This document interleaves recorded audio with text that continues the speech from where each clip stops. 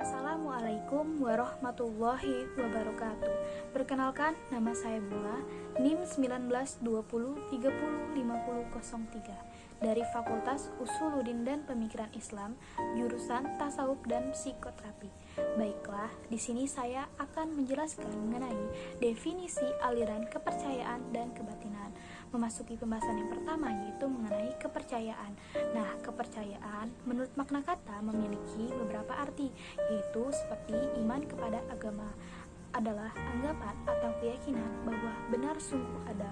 Maksudnya adalah bahwa kita percaya bahwa dewa-dewa dan orang-orang halus benar-benar ada.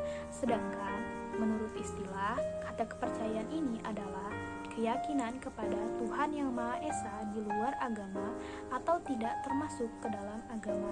Pemerintah pula telah memberikan definisi kepercayaan yang menyatakan bahwa kepercayaan ialah keyakinan terhadap Tuhan Yang Maha Esa di luar agama yang diakui oleh negara. Bukan agama baru, melainkan kebudayaan nasional. Kepercayaan agama yang disebut iman dan kepercayaan berdasarkan hasil cipta rasa karsa manusia. Selanjutnya yaitu kebatinan. Secara bahasa, kata kebatinan berasal dari kata dasar batin, yaitu dari bahasa Arab yang mengandung arti dalam atau bagian dalam, sesuatu yang tidak nampak. Adapun beberapa tokoh yang memberikan pendapatnya mengenai definisi kebatinan, yaitu yang pertama, M. Roshidi. Beliau mengatakan bahwa nama batinnya ini diambil dari kata batin, yang mana artinya yaitu adalah bagian dalam. Batiniah yaitu adalah orang-orang yang mencari arti dalam dan tersembunyi dalam kitab suci.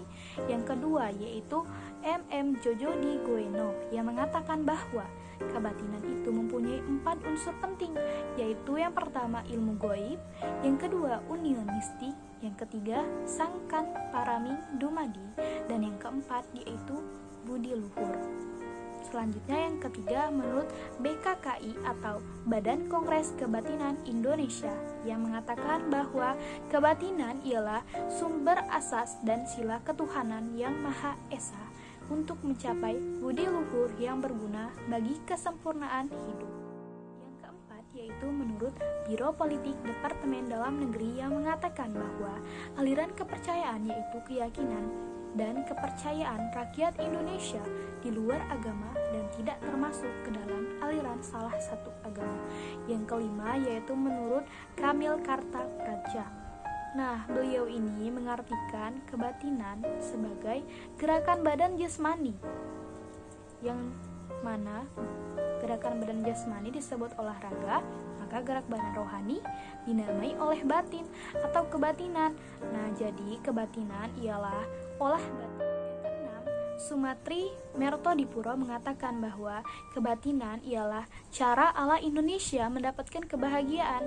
Di Indonesia, kebatinan apapun namanya seperti tasawuf, ilmu kesempurnaan, teosofi, dan mistik adalah gejala umum kebatinan yang memperkembangkan inner reality, kenyataan rohani.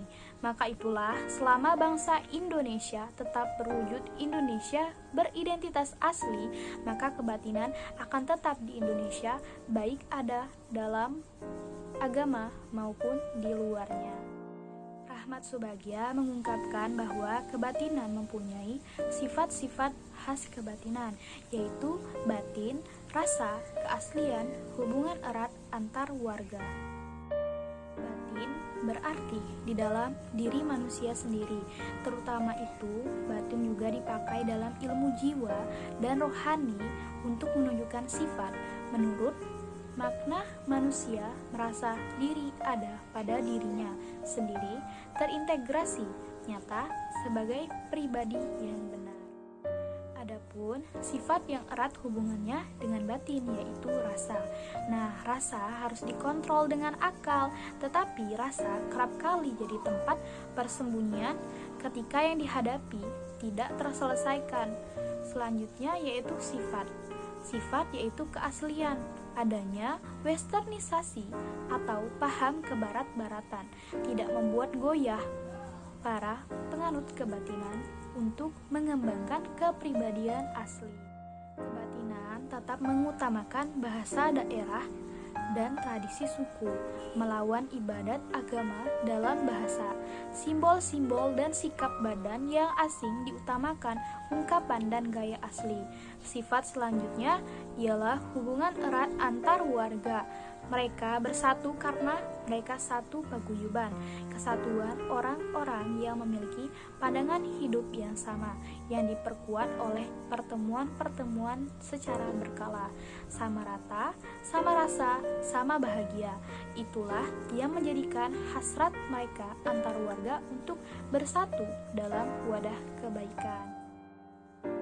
Di sisi lain, ada beberapa tokoh yang menggolongkan dari sekian banyak aliran kebatinan di Indonesia, digolongkan menjadi beberapa jenis. Menurut pendapat Jojo Di Guno yang diikuti oleh Roshidi, berdasarkan hasil penelitian mereka, aliran kebatinan dapat dibedakan menjadi pertama yaitu aliran okultis.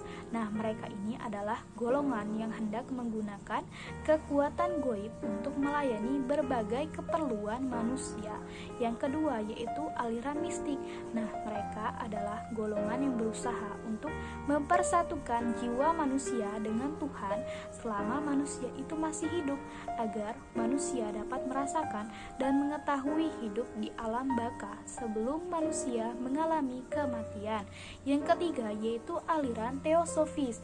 Nah, mereka adalah golongan yang berniat mengenal Tuhan dan menembus ke dalam rahasia ketuhanan sebagai tempat asal dan kembalinya manusia, atau yang dikenal dengan istilah Sangkan Paraning Dumadi. Yang keempat yaitu aliran etis, adalah golongan yang berhasrat untuk menempuh budi luhur di dunia serta berusaha menciptakan keyakinan yang saling menghargai dan cinta kepada Tuhan.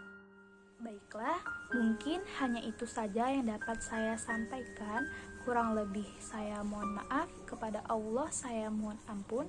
Terima kasih. Wassalamualaikum warahmatullahi wabarakatuh.